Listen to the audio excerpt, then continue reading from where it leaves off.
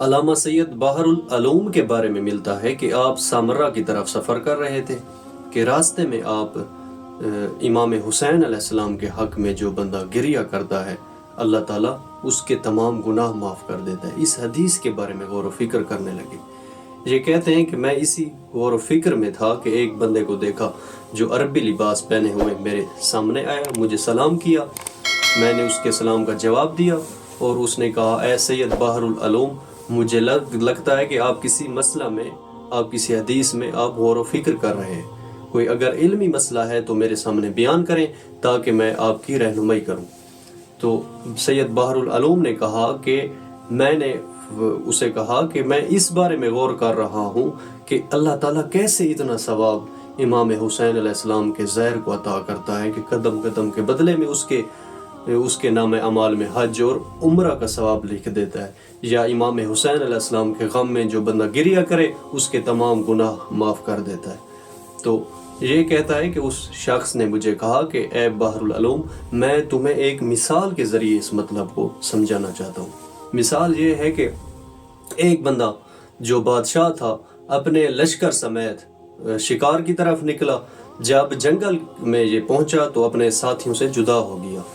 اب یہ راستہ بھٹک گیا، اس کی حالت بڑی خراب تھی، بھوک اور پیاس کی وجہ سے نڈھال تھا کہ یہ کہتا ہے کہ میں ایک بیابان میں پہنچا جہاں میں نے دیکھا کہ ایک خیمہ ہے کہ جہاں بڑھیا ہے ایک اور وہاں اس کا بیٹا ہے جو وہاں زندگی گزار رہے ہیں۔ میں خیمے کے اندر گیا تو انہوں نے میری بڑی ہی خدمت کی۔ کیسے؟ کہا کہ ایک ان کی بکری تھی کہ جس کے دودھ سے وہ گزارا کر رہے تھے، اپنی زندگی گزار رہے تھے، لیکن وہ اس بکری کو انہوں نے ذبح کیا اور میرے سامنے پیش کر دی۔ اب میں نے وہاں رات گزاری اور صبح میں واپس آ گیا اپنی سلطنت۔ جب میں واپس اپنی سلطنت پہنچا تو میں نے اپنے وزراء سے مشورہ لیا کہ مجھے آپ مشورہ دیں کہ میں کیسے اس بوڑھی عورت کے احسان کا بدلہ دوں۔ تو ایک وزیر نے کہا بادشاہ سلامت، آپ ایسا کریں، اس ایک بکری کے بدلے میں جو انہوں نے آپ کے لیے ذبح کی تھی آپ 100 بکری دے دیں۔ تو دوسرے نے کہا بادشاہ سلامت یہ نہیں ہے، بلکہ آپ ایک بکری کے بدلے 100 بکری بھی دے دیں اور ساتھ 100 اشرفی بھی دے دیں۔ تیسرے نے کہا بادشاہ سلامت آپ یہ دونوں ایسا نہ کریں بلکہ ایک زمین کا زرخیز حصہ ان کی خدمت میں پیش کر دیں۔ تو بادشاہ نے فرمایا کہ یہ سب اگر میں سب کچھ بھی دے دوں پھر بھی اس کے احسان کا بدلہ نہیں ہو سکتا۔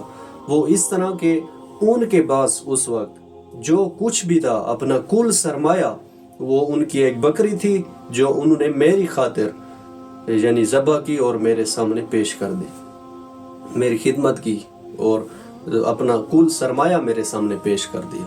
اب اگر میں اپنی تمام بادشاہت انہیں دے دوں تو پھر یہ ان کے احسان کا بدلہ ہو سکتا ہے۔ یہ مثال سمجھانے کے بعد اب اس شخص نے کہا اے سید بحر العلوم، امام حسین علیہ السلام نے کربلا کے میدان میں اپنا سب کچھ کل سرمایہ اللہ تعالیٰ کی خاطر قربان کر دیا۔ دین اسلام کو بچانے کے لیے، اللہ تعالیٰ کے دین کو بچانے کے لیے سب کچھ قربان کر دیا۔ اب اگر اللہ تعالیٰ اس کے بدلے میں امام حسین علیہ السلام کے زہر کو قدم قدم کے بدلے میں حج اور عمرہ کا ثواب عطا کرتا ہے، یا اللہ تعالیٰ امام حسین علیہ السلام کے حق میں جو گریہ کرتا ہے اس کے تمام گناہ معاف کر دیتا ہے، تو اس میں کوئی تعجب کی بات نہیں ہے۔ تو یہ مثال بیان کرنے کے بعد، مجھے سمجھانے کے بعد، سید بحر العلوم کہتے ہیں کہ وہ شخص غائب ہو گیا اور مجھے پتہ چلا کہ یہ وقت کے امام ہیں۔